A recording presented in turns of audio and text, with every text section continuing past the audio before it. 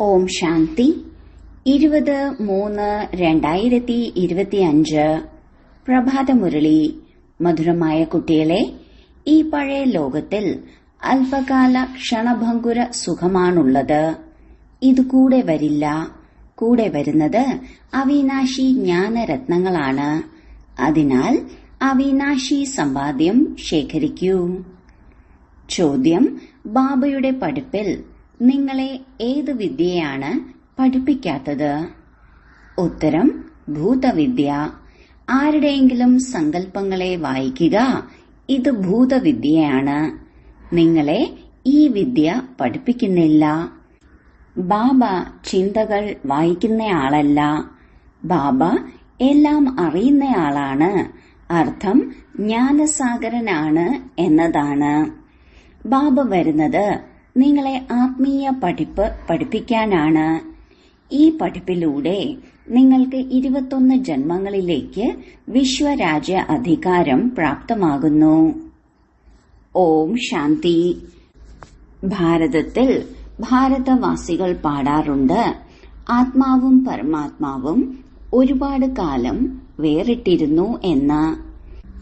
ഇപ്പോൾ കുട്ടികൾക്കറിയാം, നമ്മൾ ആത്മാക്കളുടെ അച്ഛൻ പരംപിത പരമാത്മാവ് നമുക്ക് രാജയോഗം പഠിപ്പിച്ചു തരികയാണ്. തന്റെ പരിചയം നൽകുകയാണ്.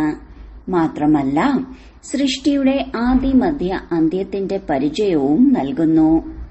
ചിലർ പക്കാ നിശ്ചയ ബുദ്ധികളാണ്, ചിലർ കുറവും. നമ്പർ വൈസ് ആണല്ലോ. കുട്ടികൾക്കറിയാം, നാം ജീവാത്മാക്കൾ പരമപിത പരമാത്മാവിന്റെ സന്മുഖത്ത് ഇരിക്കുകയാണ്. ആത്മാക്കളും പരമാത്മാവും ഒരുപാട് കാലം വേറിട്ടിരുന്നു എന്ന് പാടാറുണ്ട്. ആത്മാക്കൾ മൂലവതനത്തിലിരിക്കുമ്പോൾ വേറിട്ടിരിക്കുന്ന കാര്യമേ ഇല്ല. ഇവിടെ വരുന്നതിലൂടെ ജീവാത്മാവാകുന്നു. അപ്പോഴാണ് ബാബയിൽ നിന്നും സർവ ആത്മാക്കളും വേറിടുന്നത്. പരമപിത പരമാത്മാവിൽ നിന്ന് വേറിട്ട് ഇവിടെ പാർട്ട് അഭിനയിക്കാൻ വരുന്നു. മുൻപാണെങ്കിൽ അർത്ഥമില്ലാതെ ഇങ്ങനെ പാടിക്കൊണ്ടിരുന്നു. ഇപ്പോഴാണെങ്കിൽ ബാബ ഇരുന്ന് മനസ്സിലാക്കി തരികയാണ്. കുട്ടികൾക്കറിയാം, നമ്മൾ പരംപിത പരമാത്മാവിൽ നിന്ന് വേറിട്ട് ഇവിടെ പാർട്ട് അഭിനയിക്കാൻ വരുന്നു. നിങ്ങളാണ് ആദ്യമാദ്യം വേർപിരിഞ്ഞത്. അതിനാൽ ശിവബാബ ആദ്യമാദ്യം കാണുന്നതും നിങ്ങളെയാണ്. നിങ്ങൾക്ക് വേണ്ടിയാണ് ബാബയ്ക്ക് വരേണ്ടി വരുന്നത്. കൽപ്പം മുൻപ് ഈ കുട്ടികളെ തന്നെയാണ് പഠിപ്പിച്ചത്. പിന്നീട് അവർ സ്വർഗത്തിന്റെ അധികാരികളായി. ആ സമയത്ത് മറ്റൊരു ഖണ്ഡവും ഉണ്ടായിരുന്നില്ല. കുട്ടികൾക്കറിയാം, നമ്മൾ ആദി സനാതന ദേവീ ദേവതാ ധർമ്മത്തിലേതായിരുന്നു. അതിനെയാണ് ദൈവിക ധർമ്മം, ദൈവിക കുലം എന്ന് പറയുന്നത്. ഓരോരുത്തർക്കും അവരവരുടെ ധർമ്മമുണ്ടാകും. ധർമ്മമാണ് ശക്തി എന്ന് പറയാറുണ്ട്. ധർമ്മത്തിന് ശക്തിയുണ്ടാകും. നിങ്ങൾ കുട്ടികൾക്കറിയാം, ഈ ലക്ഷ്മി നാരായണന്മാർ എത്ര ശക്തിശാലികളായിരുന്നു. ഭാരതവാസികൾക്ക് തന്റെ ധർമ്മം തന്നെ അറിയില്ല. ഭാരതത്തിൽ ഇവരുടെ തന്നെ ധർമ്മമാണ് ഉണ്ടായിരുന്നത് എന്നത് ആരുടെ ബുദ്ധിയിലും വരുന്നില്ല. ധർമ്മം അറിയാത്തതിനാൽ ആ ധാർമ്മികരായി മാറി. ധർമ്മത്തിലേക്ക് വരുന്നതിലൂടെ നിങ്ങളിൽ എത്ര ശക്തി ഉണ്ടാകുന്നു. നിങ്ങൾ കലിയുഗമാകുന്ന പർവ്വതത്തെ എടുത്തു മാറ്റി സ്വർണിമ യുഗം ആക്കുന്നു. ഭാരതത്തെ സ്വർണം കൊണ്ടുള്ള പർവ്വതമാക്കി മാറ്റുന്നു. അവിടെ ഖനികളിൽ അളവില്ലാത്ത സ്വർണം നിറഞ്ഞിട്ടുണ്ടാകും. സ്വർണത്തിന്റെ പർവ്വതം ഉണ്ടാകും. പിന്നീടത് തുറക്കും. അതിനെ മുറിച്ച് സ്വർണം കൊണ്ടുള്ള ഇഷ്ടിക നിർമ്മിക്കും. കൊട്ടാരം വലിയ ഇഷ്ടിക കൊണ്ടല്ലേ നിർമ്മിക്കുക? മായ പൂച്ചയുടെ കളിയും കാണിക്കാറുണ്ടല്ലോ. അതെല്ലാം കഥകളാണ്. ബാബ പറയുന്നു, ഇവ എല്ലാത്തിന്റെയും സാരമാണ് ഞാൻ നിങ്ങളെ കേൾപ്പിക്കുന്നത്. കാണിക്കുന്നു, സാക്ഷാത്കാരത്തിൽ നോക്കിയപ്പോൾ നിങ്ങൾ സഞ്ചി നിറച്ചുകൊണ്ടു പോകുന്നു. ധ്യാനത്തിൽ നിന്ന് താഴെ ഇറങ്ങിയപ്പോൾ ഒന്നുമില്ല. നിങ്ങൾക്കും ഇങ്ങനെ സംഭവിക്കുന്നു.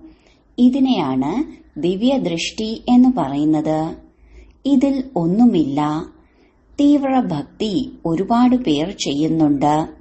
ആ ഭക്തരുടെ മാല വേറെയാണ്. ഈ ജ്ഞാനത്തിന്റെ മാല വേറെയാണ്. രുദ്രമാലയും വിഷ്ണുവിന്റെ മാലയും ഉണ്ടല്ലോ. അത് പിന്നീട് ഭക്തരുടെ മാലയാണ്. ഇപ്പോൾ നിങ്ങൾ രാജധാനിക്കായി പഠിച്ചുകൊണ്ടിരിക്കുകയാണ്. നിങ്ങളുടെ ബുദ്ധിയോഗം ടീച്ചറോടും രാജധാനിയോടുമാണ്. കോളേജിൽ പഠിക്കുമ്പോൾ ബുദ്ധിയോഗം ടീച്ചറുമായിട്ടായിരിക്കും. ബാരിസ്റ്റർ സ്വയം പഠിപ്പിച്ച് തനിക്ക് സമാനമാക്കി മാറ്റുന്നു. ഇവിടെ ബാബ സ്വയം ആവുന്നില്ല. ഇത് ഇവിടത്തെ അത്ഭുതമാണ്. ഇത് നിങ്ങളുടെ ആത്മീയ പഠിപ്പാണ്. നിങ്ങളുടെ ബുദ്ധിയോഗം ശിവബാബയുമായിട്ടാണ്. ബാബയെ തന്നെയാണ് ജ്ഞാനസാഗരൻ, നോളജ്ഫുൾ എന്ന് പറയുന്നത്. എല്ലാം അറിയുന്നയാളാണ് എന്നതിനർത്ഥം ബാബയിരുന്ന് എല്ലാവരുടെയും മനസ്സിൽ എന്താണ് നടക്കുന്നത് എന്നത് അറിയുന്നു എന്നതല്ല.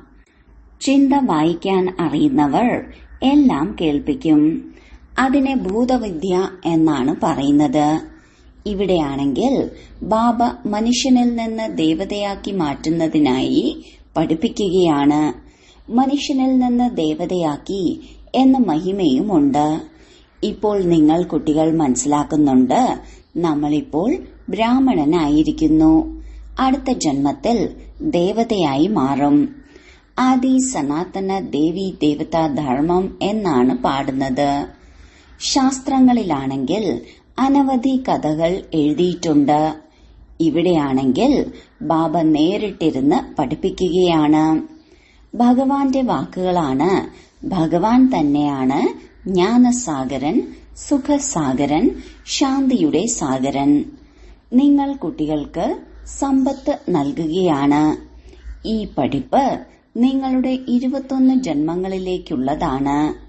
എങ്കിൽ എത്ര നല്ല രീതിയിൽ പഠിക്കണം. ഈ ആത്മീയ പഠിപ്പ് ബാബ ഒരു തവണ മാത്രമാണ് വന്ന് പുതിയ ലോകത്തിന്റെ സ്ഥാപനയ്ക്കായി പഠിപ്പിക്കുന്നത്. പുതിയ ലോകത്തിൽ ഈ ദേവി ദേവന്മാരുടെ രാജ്യമുണ്ടായിരുന്നു. ബാബ പറയുന്നു, ഞാൻ ബ്രഹ്മാവിലൂടെ ആദി സനാതന ദേവി ദേവതാ ധർമ്മത്തിന്റെ സ്ഥാപന ചെയ്യുകയാണ്. എപ്പോഴാണോ ഈ ധർമ്മം ഉണ്ടായിരുന്നത്, അപ്പോൾ മറ്റൊരു ധർമ്മവും ഉണ്ടായിരുന്നില്ല. ഇപ്പോൾ ബാക്കി എല്ലാ ധർമ്മങ്ങളുമുണ്ട്. അതിനാൽ ത്രിമൂർത്തിയെക്കുറിച്ചും നിങ്ങൾ മനസ്സിലാക്കി കൊടുക്കുന്നു. ബ്രഹ്മാവിലൂടെ ഒരു ധർമ്മത്തിന്റെ സ്ഥാപന ഉണ്ടാകുന്നു. ഇപ്പോൾ ആ ധർമ്മം തന്നെ ഇല്ല. ഞാൻ നിർഗുണനാണ്, എന്നിലൊരു ഗുണവുമില്ല, അങ്ങ് തന്നെ ദയ കാണിക്കൂ എന്ന് പാടുന്നുണ്ട്. എന്നിൽ ഒരു ഗുണവുമില്ല എന്ന് പറയുമ്പോൾ ബുദ്ധി ഗോഡ് ഫാദറിന്റെ അടുത്തേക്ക് തന്നെയാണ് പോകുന്നത്. ബാബയെ തന്നെയാണ് ദയാഹൃദയൻ എന്നും പറയുന്നത്. ബാബ വരുന്നത് തന്നെ കുട്ടികളുടെ മുഴുവൻ ദുഃഖത്തെയും ഇല്ലാതാക്കി 100% സുഖം നൽകാനാണ്. എത്ര ദയ കാണിക്കുന്നു. നിങ്ങൾ മനസ്സിലാക്കുന്നുണ്ട്, നാം ബാബയുടെ അടുത്തേക്ക് വന്നിരിക്കുകയാണ്. അതിനാൽ ബാബയിൽ നിന്നും പൂർണ്ണ സുഖം എടുക്കണം. അത് സുഖധാമമാണ്. എന്നാൽ ഇത് ദുഃഖധാമമാണ്. ഈ ചക്രത്തെയും നല്ല രീതിയിൽ മനസ്സിലാക്കണം. ശാന്തിധാമത്തെയും സുഖധാമത്തെയും ഓർമ്മിക്കൂ. എങ്കിൽ അന്തിമ ബുദ്ധി പോലെ ഗതിയുണ്ടാകും. ശാന്തിധാമത്തെ ഓർമ്മിക്കുകയാണെങ്കിൽ തീർച്ചയായും ശരീരം ഉപേക്ഷിക്കേണ്ടതായി വരും. എങ്കിലേ ആത്മാക്കൾക്ക് ശാന്തിധാമത്തിലേക്ക് പോകാൻ സാധിക്കൂ. ഒരു ബാബയെ അല്ലാതെ മറ്റാരെയും ഓർമ്മ വരരുത്. ലൈൻ പൂർണമായും ക്ലിയർ ആയിരിക്കണം. ഒരു ബാബയെ ഓർമ്മിക്കുന്നതിലൂടെ സന്തോഷത്തിന്റെ അതിര് കവിയും.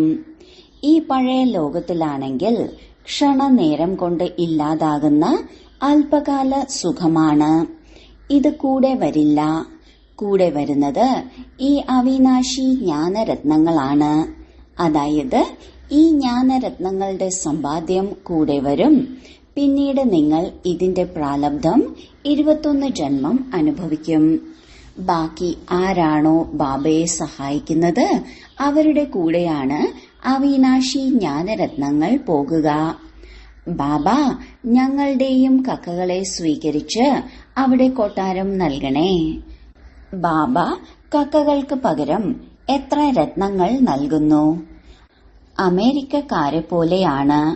അവർ വളരെയധികം രൂപ ചെലവാക്കി പഴയ സാധനങ്ങൾ വാങ്ങിക്കും. പഴയ സാധനങ്ങൾക്ക് മനുഷ്യർ ഒരുപാട് വില നൽകുന്നു. കാലെണ്ണയുടെ സാധനത്തിന് അമേരിക്കയിൽ നിന്ന് ആയിരങ്ങൾ വാങ്ങുന്നു.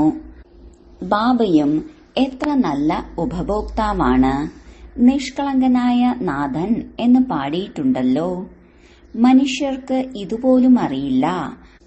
അവരാണെങ്കിൽ ശിവനും ശങ്കരനും ഒന്നാണെന്നാണ് പറയുന്നത്.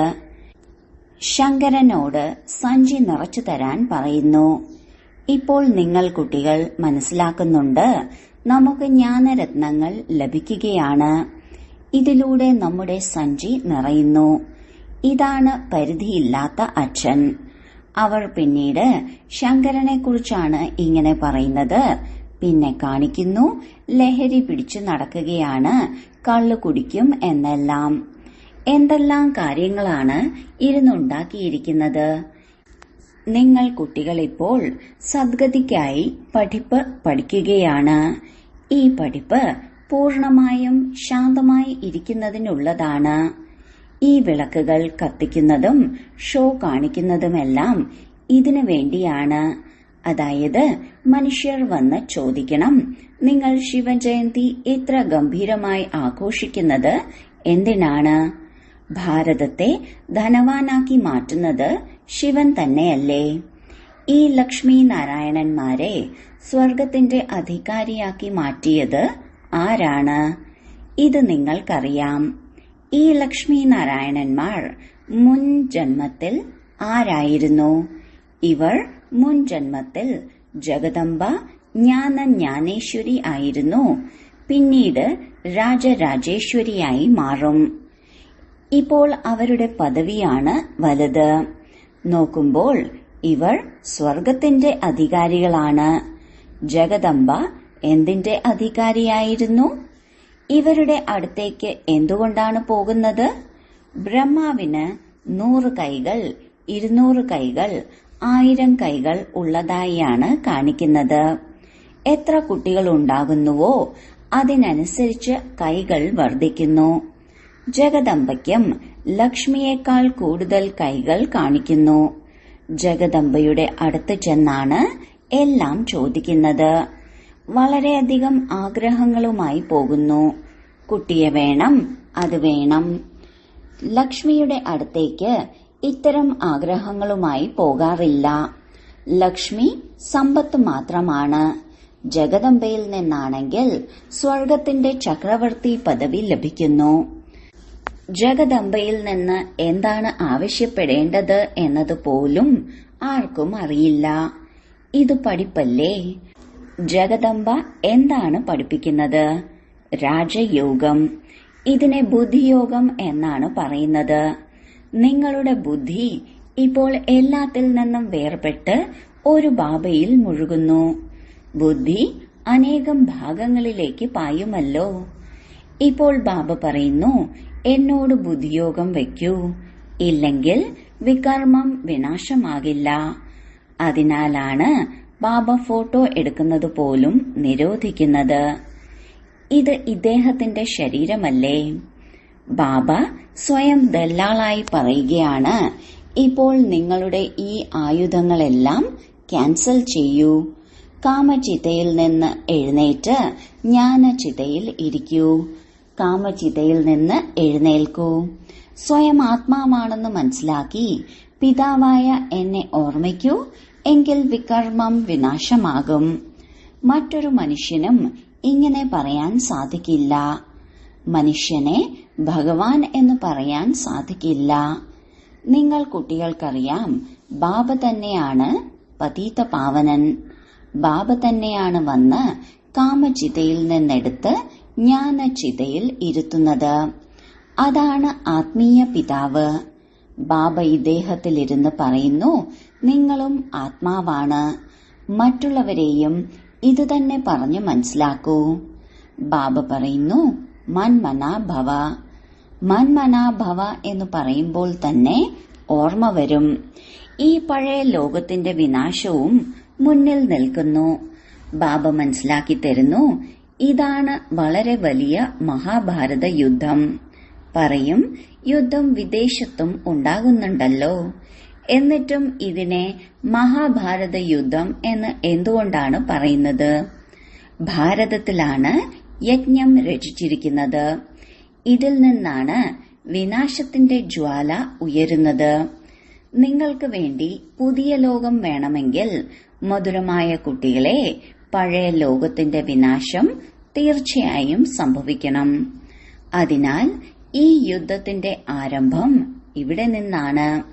ഈ രുദ്രജ്ഞാന യജ്ഞത്തിൽ നിന്നും മഹാഭാരത യുദ്ധം, വിനാശത്തിന്റെ ജ്വാല പ്രജ്വലിതമാകും.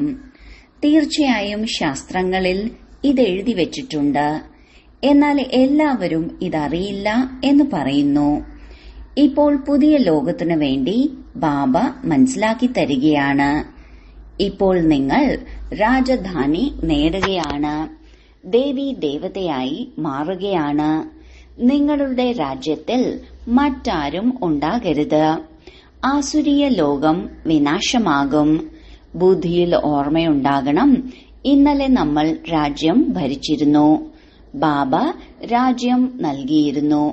പിന്നീട് നമ്മൾ 84 ജന്മങ്ങൾ എടുത്തു വന്നു. ഇപ്പോൾ വീണ്ടും ബാബ വന്നിരിക്കുകയാണ്. നിങ്ങൾ കുട്ടികളിൽ ഈ ജ്ഞാനമുണ്ടല്ലോ. ബാബ ഈ ജ്ഞാനം നൽകിയിട്ടുണ്ട്.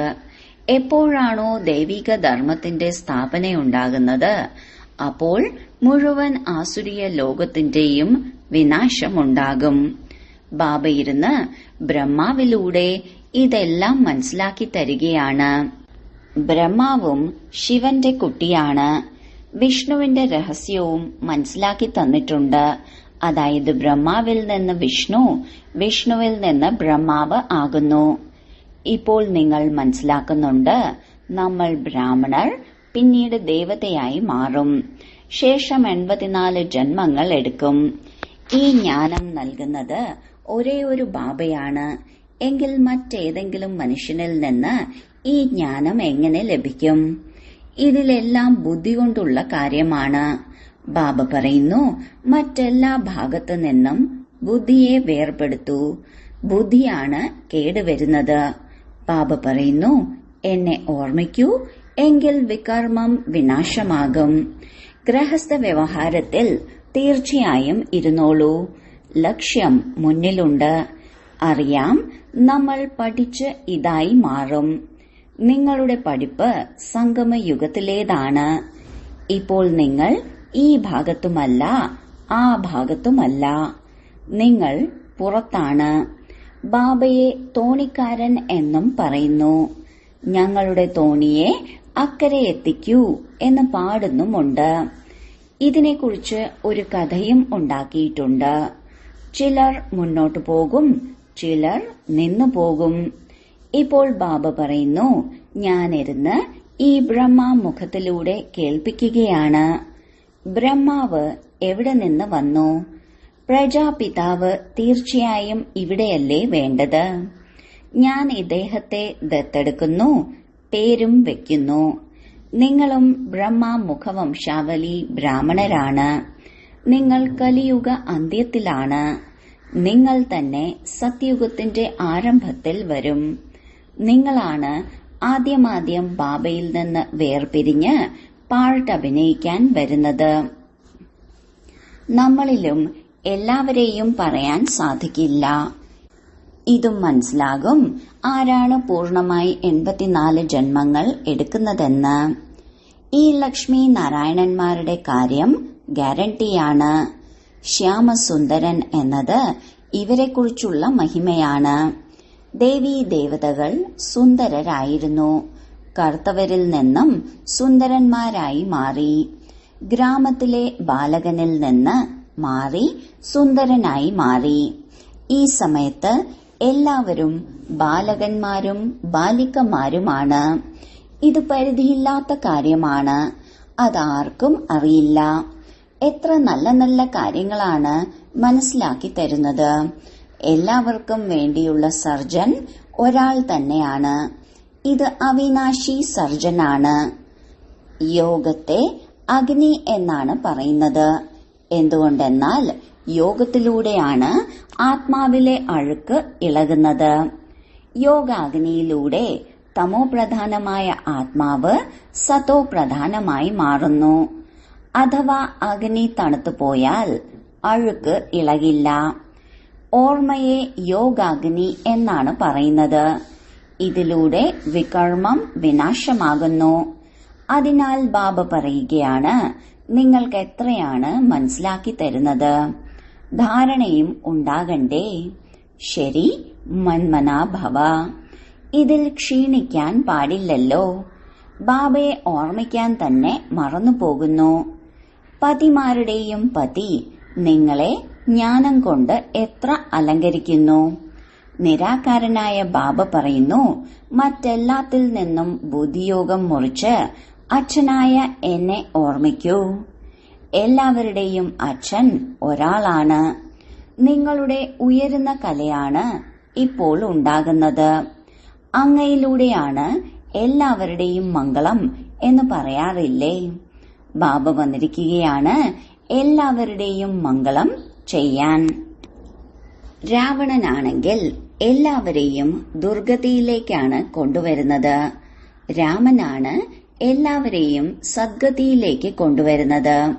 ശരി, വളരെ കാലത്തെ വേർപാടിന് ശേഷം തിരികെ കിട്ടിയ മധുരമധുരമായ സന്താനങ്ങൾക്ക് മാതാവും പിതാവുമായ ബാബ്ദാദയുടെ സ്നേഹസ്മരണകളും സുപ്രഭാതവും.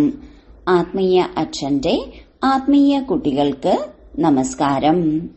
ധാരണയ്ക്കുള്ള മുഖ്യസാരം: 1. ബാബയുടെ ഓർമ്മയിലൂടെ അപാര സുഖത്തിന്റെ അനുഭവം ചെയ്യുന്നതിനായി ബുദ്ധിയുടെ ലൈൻ ക്ലിയറാക്കി വെക്കൂ.